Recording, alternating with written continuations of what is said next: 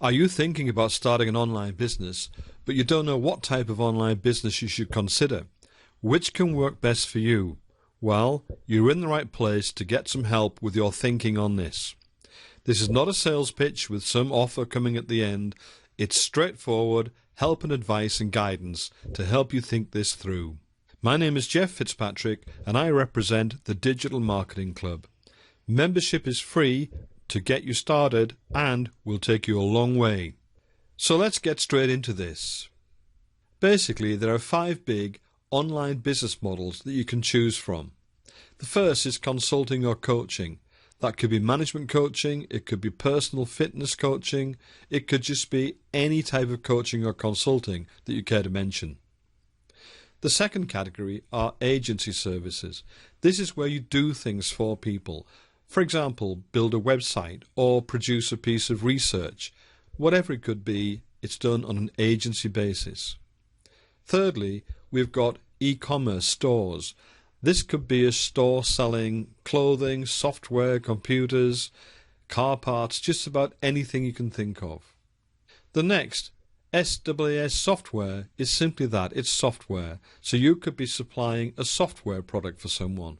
It could be a program, it could be a plugin, or just about any other type of software that can be downloaded. And finally, we've got information products. This is how-to videos, it's courses, it's information in general. And they're the type of things that you're going to have to choose from. You might have another idea, but its roots are likely to be in one of these 5 areas. But we're still left with that question: what's the best type of business model for you in your circumstances right now? Well, let's analyse each of the big 5 and look at 7 key model factors. Some of these will be positive and in favour of the idea, others might be negative. And here they are. Capital investment. How much money will it take to get this set up? 2. Profit margin. Is it actually worth doing from a profit point of view? Thirdly, speed to market. How long will it take to set it up and get it running? 4th, time commitment per sale. If you actually sell something, how much of your time do you need to commit to fulfilling the order? And also, how much time do you need to commit to getting the sale to start off with? 5thly, are there many paid traffic sources? Can you actually find people, bring them to your product and get them to buy it through paid systems? For example, Facebook advertising or Google AdWords. 6th, are there many free sources of traffic?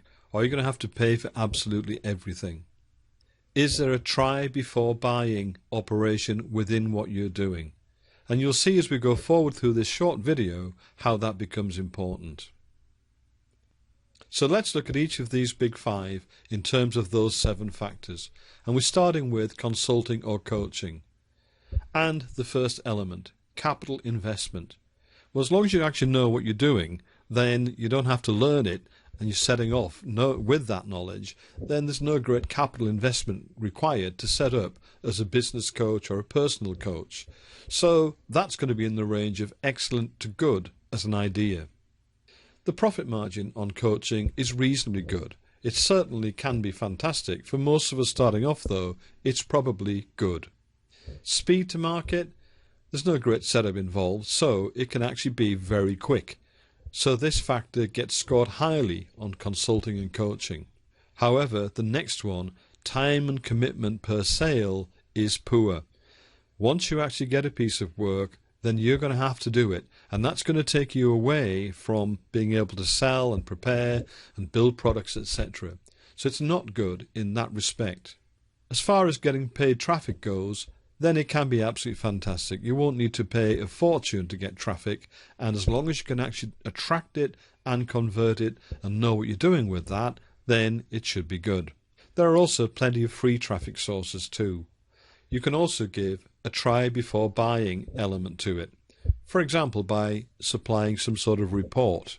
So that's where consulting or coaching comes out. So how does provision of agency services compare? Well, firstly, on the capital investment front, it may not be quite as good, as you may have to put some time and money into developing the services themselves. The profit can be quite fair, but again, the amount of time taken in proportion to delivering the work is all down to what time you can put into it, so the profit isn't quite as good. Speed to market. Well, that can be fairly good. It's not fantastic, again, because you've got to develop the actual services, but it needn't be unreasonably bad. Time commitment per sale. Again, this is not a sort of go to sleep and make money operation. You've actually got to do the work, so therefore the time commitment per sale is quite poor. There are plenty of traffic sources, both paid and free, for this type of work. And try before you buy could be anything on that scale. It may be something you can put a trial period into, or it may be not. However, if that involves you in actually committing time and working, rather than being able to do it automatically, then it would certainly be poor. And next we have provision of a store, an e-commerce product. The capital investment in this can be very poor. For example, if you had to buy or retain stock for then sending on to your customers. The profit, depending on what you're selling, can be good to poor, but certainly it's probably not excellent, because you've got a lot of people taking margin on the product. You've got the original provider of the product, for example, who will certainly want their share. Speed to market can actually take a bit of setting up, especially if you're going to have physical stock to play with, and that needs to be bought, stored, stocked, everything else. The time commitment per sale is probably not too bad. Once you've actually uploaded the product into your store, you've only then really got the time to dispatch it and do the ordering, etc., of those products to take account of. If it's drop shipping, of course, that can make things pretty good. There are also then many paid and free traffic sources for this, but not so many on the free, because quite frankly the main platforms understand what you're doing and want to charge you for it. Try before buying is poor. You don't really want people returning things, physical things, once they've got hold of them. So what about providing software? Again, it can be quite expensive if you have to develop that software or buy it to start off with. The profit margin can be good, but again, a lot of your time may be spent doing the actual work, so therefore it's less profitable than things that are automated. Speed to market, especially if you're developing the software, can be quite slow. The time commitment, once you've got the product developed, isn't bad at all, because you're simply selling a copy of each program that you've developed. And once more, there is no shortage of paid or free traffic sources, so things are reasonable there. You can certainly put a time element on to allow people to try software before they buy it, at no great cost, and that can be automated. So that scores an excellent on that factor. So what about information products? Well, the capital investment on information products is actually very small, so this scores excellently. You can either be using your own information or bringing it in from somebody else that you're going to sell it on behalf of, perhaps as an affiliate.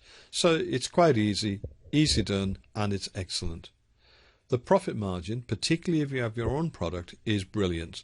It's something which you can actually make money on while you're asleep. It doesn't really require you to do much at all. It can be almost wholly automated. The speed to market can be quick, a week or two, and you can be up and running. The time commitment per sale, because of the high automation, is great, excellent. And there are plenty of paid and free traffic sources, and you can automate a try before you buy. So, which one do you think that you might be interested in doing? Think it through, and when you're ready, come and talk to us and we'll help you further. This video is brought to you by me, Jeff Fitzpatrick of the Digital Marketing Club. You can find us at thedigitalmarketing.club, and we can help an awful lot. You'll find lots of resources here, free. You'll find lots of help and guidance, which is also free. And if you actually want us to do something for you, then you'll find that we are extremely competitive. And I mean ridiculously competitive. For example, you can host your website with us for life for £60. A one-off payment, that is not £60 per annum. Or if an app is appropriate to your business, then you could do that. And we're talking about £300, £350, again, as a one-off payment. So we hope to see you soon at thedigitalmarketing.club.